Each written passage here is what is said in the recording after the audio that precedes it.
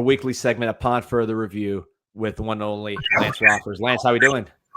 Hey, doing great. How are you guys today? It's Friday. Yeah, man, never better, man, especially coming off a win. You know, it's nice when you're breaking down victories and not defeats, although you look at the good, bad, and the ugly. So I've had actually a lot of people asking me to ask you this question and this sort of line of questioning. But really what they want to understand is the differences in the offense. You had Shannon Dawson responding to a question that, you know, maybe wasn't phrased perfectly, but he was very testy. He's like, look, these are the same plays we've been running, maybe a couple trick plays here and there, but really it's the same offense we've been running. We're just doing it better. I'm not in the lab cooking up a new offense. What differences do you see? And this can go back as far back as you want when you started noticing the changes, but what are the differences you see in this offense lately that's allowing it to have more success?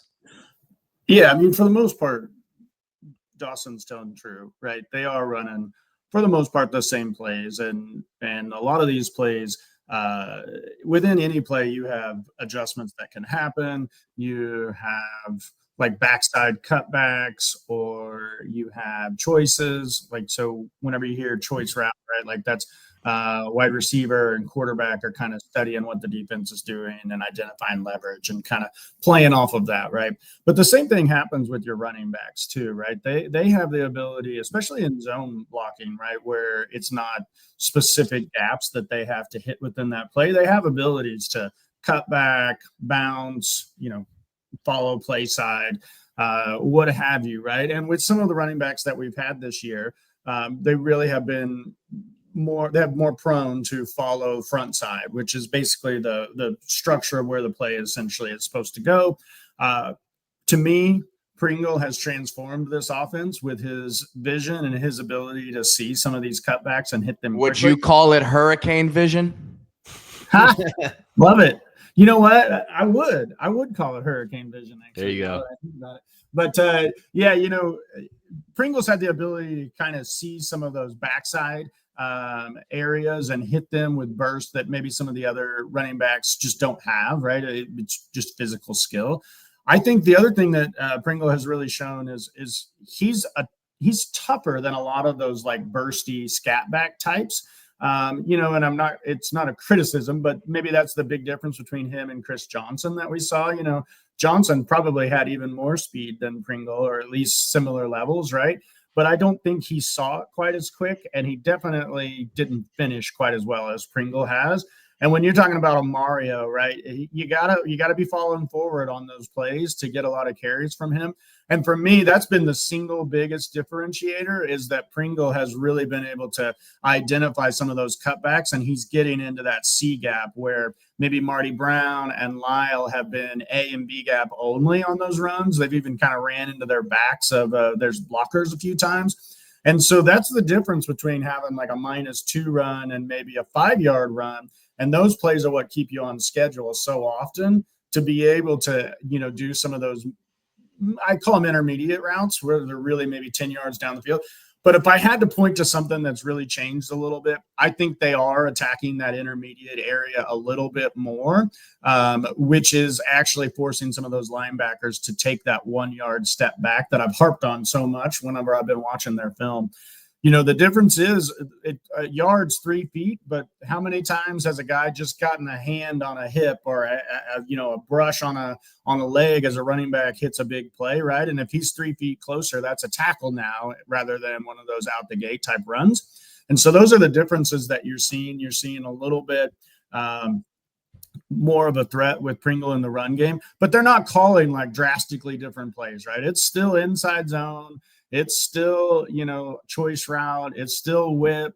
It's still seam routes. It's still that, you know, backside X deep ball to Marion that basically they're hitting on a little bit more. Some of that's the defense too, right? We played some pretty poor defenses over this stretch. So and one coming up too.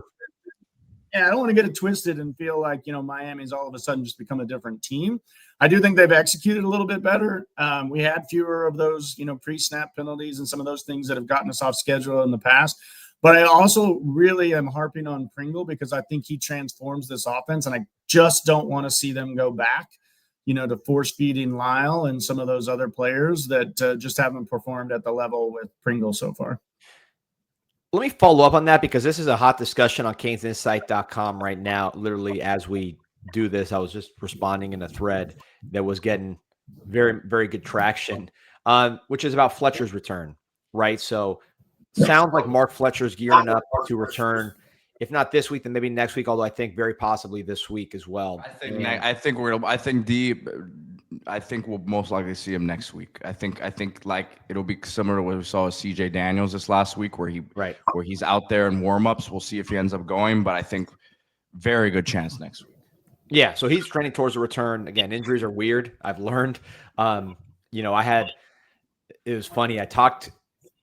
This was directly from Fletcher was saying he was going to come back during the season when he got hurt. And then you had people in the program saying, no, he's out for the year. And now it's kind of in the middle. So injuries I've learned to be very careful with. So I don't want to overstate or understate, but I think we're trying to get him back, right? At some point here that will be meaningful.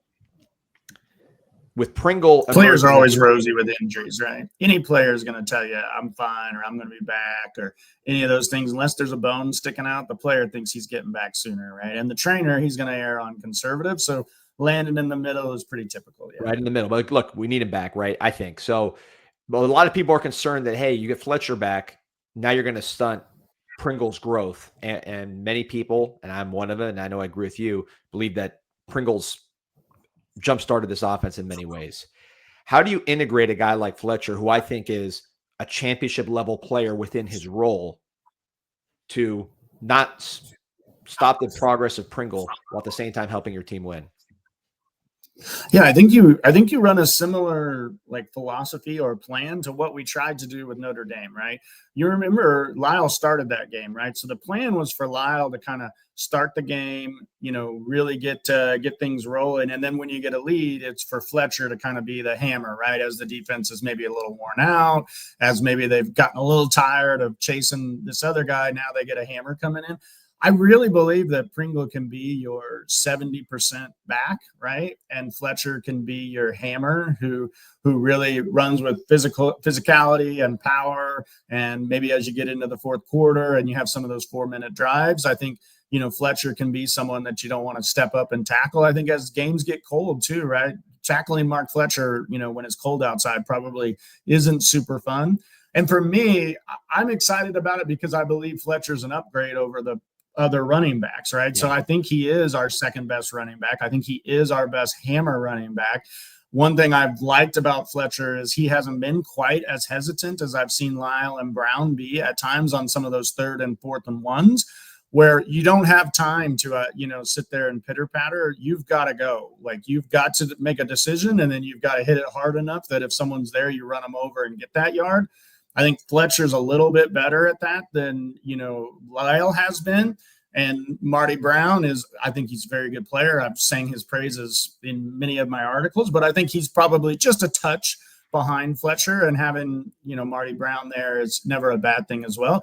And the other thing is, Merritt's done a great job of rotating the running backs this year where they've stayed fresh and gotten opportunities. I think at this point, Pringle's kind of earned the job, which is what you want to see from a freshman, right? You want your upperclassmen to kind of get their chance. And then if someone's going to take their spot, you want to see that with performance. I believe Pringle's done that to this point.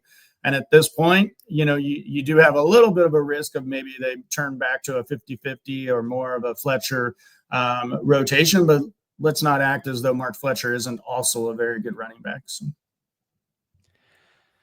By the way, fresh legs, Pringle, at this point of the year. So let's shout out. Let's shout out our buddies here at Cannata Financial, including Sebastian Cannata, lifelong Canes fan, season ticket holder, even though he lives in Atlanta. Lance, why should small business owners be reaching out to Cannata Financial to help? Yeah, he's got more than 2 decades in finance, commercial lending. I may have talked over just a little bit there, but you're good. Our buddy, he's got more than 2 decades in finance, commercial lending. Can you guys hear me okay? I'm sorry. Yeah, you're good. Yeah, you're good. Yep. Okay, great. Yeah, I mean, Sebastian understands, right, how to help businesses stay strong. We've got changing markets right now. Things aren't, always the best right now in the market. And so having an individual who really understands it can protect some of that risk that we all have as small business owners, right? And basically, he can be your outsourced CFO. So where you don't have a designated CFO within your company, he can really fill that role for you. Plus, he's a Cane, right? He's a lifelong fan. He's a transplant like many of us, living in Atlanta, but keeps his season ticket, still goes there, to as many games as he can. So you can fill a business role and also, gain a friend who can kind of talk about our canes together and, really feel something that you don't want to do. Many of us in the finance industry understand that some of the data and the analysis and the bookkeeping that comes with that maybe isn't for everyone. And you can be out growing your business, doing the things that are going to bring in more revenue and margin for your business, and let some of that, bookkeeping, budgeting, forecasting stuff happen from Sebastian, his team at CannataFinancial.com.